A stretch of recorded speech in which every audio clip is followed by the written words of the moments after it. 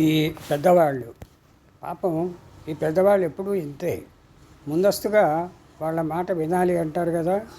పోనీలే అని మనం అల్లరి చేస్తే అప్పుడు మనని రక్షించరు. మళ్ళీ అల్లరి చెయ్యను అంటే చెయ్యి అంటారు, చేస్తాను అంటే వద్దు అంటారు.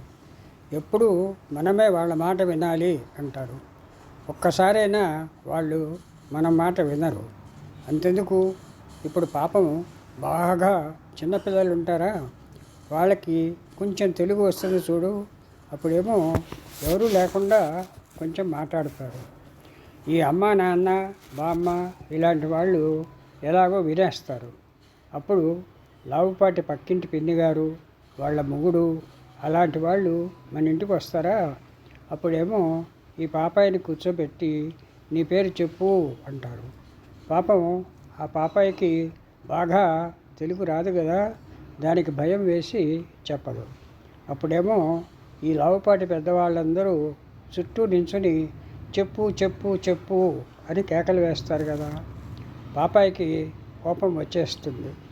దాన్ని రక్షించడానికి నేను చెప్తాననుకో పేరు, వాళ్ళు వినరుగా, నన్ను కొట్టేస్తారు. దాని పేరు అదే చెప్పాలట. అది చెప్పదుగా మరి. అప్పుడు వాళ్ళ అమ్మ నాన్న దాన్ని కొట్టేస్తారు మొండి పిల్ల అని. వాళ్ళకి మొండి పిల్ల అంటే అసలు అర్థం తెలియదు.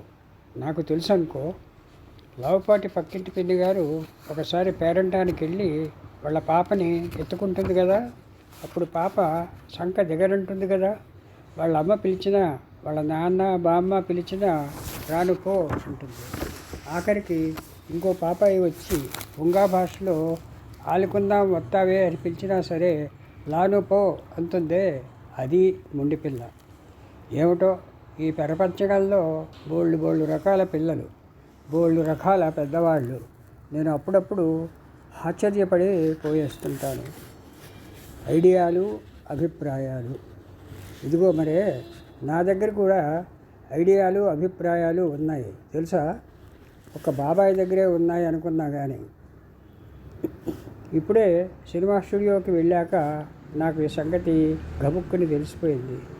సినిమా స్టూడియో నిండా బొమ్మలు, గుర్రాలు, ఐడియాలు, కిరీటాలు, నాగేశ్వరరావు, రామారావు, సావిత్రి, అంజలి, రేలంగి, ఐడియాలు, సిగరెట్టులు, రూపాయలు, ఇంకా మరేమో ఐడియాలు, పెద్ద ఎలక్ట్రీ దీపాలు, కాఫీలు, ఐడియాలు అవన్నీ ఉంటాయట.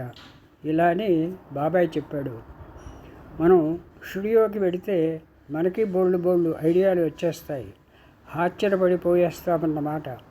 ఐడియాలు అంటే నాకు తెలియదు, కానీ నా దగ్గర బోల్డ్ ఉన్నాయిలే. ఇంకా మరేమో మన ఇల్లు కన్నా పెద్ద అద్దాలు అబద్ధాలు ఉన్నాయని కూడా బాబాయ్ చెప్పాడు. స్టూడియోలో సినిమాలు వేస్తారన్నమాట. ఇప్పుడు లక్ష్మీ టాకీస్ ఉంది కదా, అంజలి, రామారావు, రేలంగి వాళ్ళందరూ అక్కడ సినిమా వేస్తారు కదా. స్టూడియోలో ముందస్తుగా ఈ సినిమా వేయాలట. అక్కడ 10 లక్ష్మీ టాకీసులు ఉంటాయి. లక్ష్మీ టాకీసులో ఓసారే సినిమా వేస్తారు, కానీ స్టూడియోలో 10 సార్లు 11 సార్లు వేస్తారులే. ఇప్పుడు హీరో ఇలా కళ్ళు మూసుకోకుండా తోటలో సీతకేసి చూడాలి కదా, చూసి పాడాలి కదా, పాడి నవ్వాలి కదా. అప్పుడు సీత మళ్ళీ నవ్వుతుందా మరి? ఓసారి నవ్వాక దీపాలన్నీ ఆర్పేస్తారు. మళ్ళీ కాసేపు ఉండి దీపాలు వెలిగిస్తారా, అప్పుడు మళ్ళీ నవ్వు అంటారు. ఇలా 10 సార్లు నవ్వితే ఏడుపు వస్తుందిగా. అంతట్లోకి సీత నాన్న వచ్చేసి హాయ్ రౌడీ రాస్కెల్ అని కోపడేస్తాడుగా. అప్పుడేమో సీత ఝామ్మని ఏడిచేస్తుంది. మరి పాపం చిన్నపిల్లకైతే గొబొక్కుని ఏడుపు రాదు. 10 రూపాయలు ఇస్తానంటే కూడా వాళ్ళు ఏడవరు. సీతారాముడికి ఒక కొడుకు చాలులే. రేపో 3 రోజులకో ఓ స్టూడియోలో ఓ పిల్లాడిని ఏడు అని భలేగా ఏడిపించేశారు పాపం. అది అసలు మొగుడు కాదు, ఆడది అనుకో. సినిమాలో ఉత్తినే అబద్ధం చెప్పమన్నారు పెద్దవాళ్ళు. సినిమా అమ్మ వాడి దగ్గర కూర్చుని ఏడవకు బాబు అంటోంది కదా, మరి వాడు అస్సలు ఏడవటం లేదుగా. హిహిహి అని నవ్వుతున్నాడు కదా. అప్పుడు ఓ లావుపాటి వాడు వచ్చి, ఏడవాలి పాప, ఇంచక్క ఏడు అమ్మ అన్నాడు. వాడి పేరు డైరెక్టర్ ట. ఎవరైనా ఇంచక్క ఏడుస్తారా? అసలు ఏడిస్తే మనకి చూడటానికి ఏడిసినట్టు ఉంటుంది. ఆ పిల్లాడేమో నవ్వుతున్నాడు. వీడు సినిమా అమ్మ ఇలా మూతి ముడుచుకుని, ఏడు పాప, ఏడు పాప, నీకు రూపాయి ఇస్తా అని చెప్పుతున్నారు. అంతట్లోకి నాకు ఐడియా వచ్చేసింది. అంతట్లోకి ఇంకో పెద్దవాడు గబగబా వచ్చేసి, ఇంకా ఏడవలేదా అన్నాడు కోపంగా. లేదండి అని చెప్పారు డైరెక్టరు, సినిమా అమ్మ ఇలా మొహం పెట్టి. చేడు అనేసి కోపడేశాడు ఆ కొత్తవాడు. ఏడిసావు పో, నేను ఏడవను అనేశాడు ఆ పిల్లాడు. అప్పుడు వాడికి కోపం వచ్చేసింది. ఏడు పాప, మంచిదానివి అని చెప్పాడు నవ్వుతూ. పెద్దవాళ్ళకి కోపం వస్తే నవ్వుతారులే. అయినా పాప ఏడవలేదు. ఇంకెలాగ టైం అయిపోతుంది అని కోపడ్డాడు కొత్తవాడు. టైం అయిపోతే బోళ్ళు రూపాయలు కాణీలు కూడా అయిపోతాయట. అప్పుడు ఆ కొత్తవాడే అస్సలు సినిమా వాడట. ఇలా అని నాన్న చెప్పాడు. వాడికి ఇంకా చాలా కోపం వచ్చేసింది. అనేసి ఇలా జుట్టు పీక్కున్నాడు. కానీ వాడికి జుట్టు లేదుగా, ఉత్తి గుండు. అందుకని ఇంకా కోపం వచ్చి, ఈ పాప అస్సలు వద్దు అనేశాడు. అప్పుడు మరి ఇంకోళ్లను పిలవనా అన్నాడు డైరెక్టరు. ఎందుకు అసలు వద్దు అనేశాడు కొత్తవాడు కోపంగా. మరి ఎలాగండి, శ్రీరాముడికి 2 కొడుకులు కదా అంది సినిమా అమ్మ. ఏం కాదులే, ఒక కొడుకు చాలు, వీడు అసలు వద్దు పో అనేసి వాడు గబగబా వెళ్ళిపోయాడు. అప్పుడు నాన్న లేచి, సినిమా అయిపోయింది, ఇంటికి వెళ్ళిపోదాం అన్నాడు. బామ్మ కూడా సరే అంది. కానీ బాబాయ్ ఏమో ఇంకో సినిమా చూద్దాం అని ఏడిచాడు. సరే పదనాన్న అని చెప్పాను నేను. అక్కడ ఓ చెట్టు కింద ఓ సీత పాపం నిజంగా ఏడుస్తుంది. వాడెవడో రౌడీ ఇలా నిలబడి అని ప్రైవేట్ చెప్పేస్తున్నాడు దానికి. వాడు బీడీ కూడా కాలుస్తున్నాడు. నాకే భయం వేసిందిలే. కానీ పాపం ఆ సీత నన్ను వదులు అని ఏడుస్తుంది. వాడు వదలను అంటున్నాడు. అందరూ ఇలా భయపడి చూస్తున్నారు. ఆ సీతని రక్షించాలనుకున్నాను కానీ కొంచెం భయం వేసిందిలే. బామ్మకి కూడా ఆ సీత మీద జాలేసింది. ఒరే గోపాలం, నువ్వైనా చెప్పరా, ఆ పిల్లడు వాడు అల్లరి పెడుతున్నాడు, వాళ్ళు అలా చూస్తారేమిటి అనేసింది. నేను కూడా ఇంకా రక్షించేయాలనుకున్నాను. ఏ సీత, మీ నాన్నతో చెప్తానను, మా నాన్నతో చెప్తానను అని చెప్పేశాను. కాట్ అనేసి అక్కడున్న మగాళ్ళందరూ గట్టిగా అరిచేశారు. హడ్డిలిపోయారులే. అంతట్లోకి ఆ సీత, రౌడీ అందరూ నవ్వేశారు. ఉత్తిత్తి ఏడిపోయినా అని నేను ఆశ్చర్యపడి పోయేసి లేచాను. అప్పుడు ఆ రౌడీ నా దగ్గరికి వచ్చేసి, ఎవడరా నువ్వు పోకిరి అన్నాడు. నువ్వెవడరా పోకిరి, కొట్టేస్తాను అని చెప్పాను. అప్పుడు వాడు గబుక్కుని ఇలా వంగి, వాడు కొంచెం ఎత్తులే నాకన్నా, నవ్వేసి జల్లకాయ కొట్టాడు. ఈ పెద్దాళ్ళు ఎప్పుడూ ఇంతే, నన్ను చూసి భయపడ్డప్పుడు ఇలా నవ్వేసి వెళ్ళిపోతారేమిటో. అంతెందుకు, ఇప్పుడు సినిమాలో హీరో ఇలా నుంచుని ముందస్తుగా నన్ను పెళ్లి చేసుకో అంటాడా? దానికి భయం వేస్తుందిగా. అప్పుడు అది ఇలా నవ్వేసి వెళ్ళిపోతుందా? అప్పుడు వీడు ఘాటుగా పాట పాడేస్తాడు. అది హడ్డెలిపోయి పరిగెట్టుతుంది, ఇంకో పాట పాడుతుంది. హీరో కూడా పరిగెడతాడు అనకూడదట, డాన్సు అనాలి అని బాబాయ్ చెప్పాడు. సీత ఇలా డాన్సు చేస్తుందా? హీరో ఇంకా గబగబా డాన్స్ చేస్తాడు. ఎంత గబగబా అయినా సరే అది దొరకదులే. కొంచెం సేపటికి ఇంకా డాన్స్ చేయలేక ఆగిపోతుంది. అప్పుడు హీరో వచ్చి, నన్ను ప్రేమించుతావా అంటాడు కదా.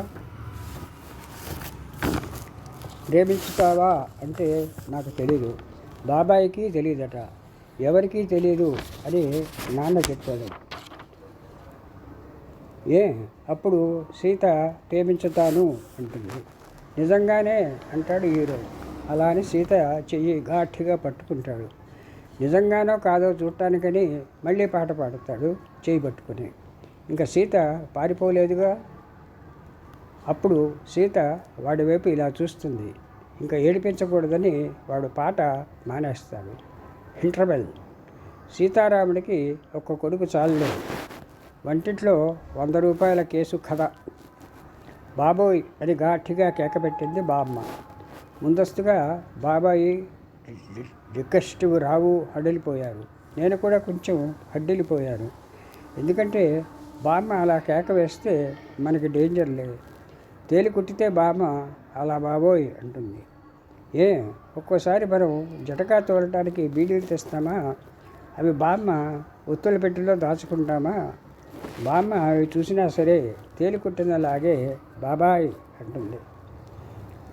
ఇప్పుడు ఏం జరిగింది అని అవమానం వేసింది. ఊరే బాబాయ్, బామ్మ పిలుస్తోందిరా నిన్నే అని చెప్పాను. బాబాయ్ కాదురోయ్ బాబోయ్ అంది అని చెప్పాడు బాబాయ్. మీ అమ్మ నిన్ను అస్సలు బాబాయి అని పిలవదుగా అని చెప్పాడు డిటెక్టివ్ రావు. అప్పుడు బాబాయ్ ఇలా ఎగిరిపోయి భలే భలే భలేగా చెప్పావు అనే డిటెక్టివ్ రావు భుజం మీద గట్టిగా కొట్టేశాడు.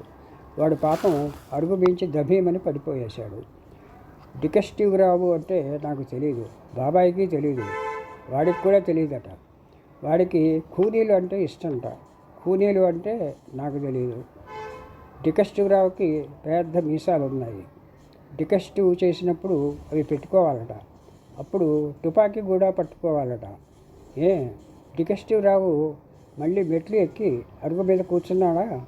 అప్పుడేమో బాబాయి ఊరే బురుగు లోపలికి వెళ్ళి బామ్మ ఎందుకు బాబోయ్ అందో చూసిరారా అని చెప్పాడు. నాకు భయం వేసింది. బామ్మకి తేలి కుడితే పర్వాలేదనుకో, అక్కడ బీడీ ఉంటే ఎలా? అప్పుడు ప్రైవేట్ చెప్పేస్తుంది కదా. మరి నేను వెళ్ళను బాబాయి అని చెప్పేశా. మరి నువ్వు బీడీలు అక్కడెందుకు దాచావు అన్నాడు బాబాయ్ కోపంగా. మరి గూటిలో పెడితే నువ్వు కాల్ చేస్తున్నావు కదా అని చెప్పాను. ఇంకా ఉన్నాయా బీడీలు అన్నాడు డిటెక్టివ్ రావు ఆశగా. నువ్వు డిటెక్టివ్గా చెప్పుకో చూద్దాం అన్నాడు బాబాయ్. డిటెక్టివ్కి ఇలాంటివన్నీ తెలుస్తాయట, కానీ వీడికి తెలియదు అనుకో. ఇలా విరిగిపోయిన అద్దం ముక్కలోంచి బాబాయిని చూసి ఉంటాయి అన్నాడు. బాబాయ్ ఏమో నవ్వేసి ఉండవులే అన్నాడు. ఇంతట్లో ఇంటిలో ఇంకా గొడవ అయిపోయింది. అయ్యో అయ్యో అని కేకలు వేస్తున్నాడు. నాకు కూడా భయం వేసింది. చూడరా బుడుగు అన్నాడు బాబాయ్. నేను చెప్పనా చూడకుండానే అని అడిగాడు డిటెక్టివ్ రావు. చెప్పు అన్నాడు బాబాయ్. ఖూనీ అన్నాడు డిటెక్టివ్ వాడు. అయ్య బాబోయ్, ఖూనీనే? ఎవరిని అన్నాడు బాబాయ్ ఇంకా హడలిపోయి. ఖూనీ అంటే ఏమిట్రా అన్నాను నేను. 10 రూపాయలు ఒక వీడియో ఇస్తే చెప్తాను అన్నాడు డిటెక్టివ్. ఊరే బుడుగు ఇలా రా అని అమ్మ పిలిచింది. ఇంతటితోకి సశేషం. మిగతా భాగం రేపు.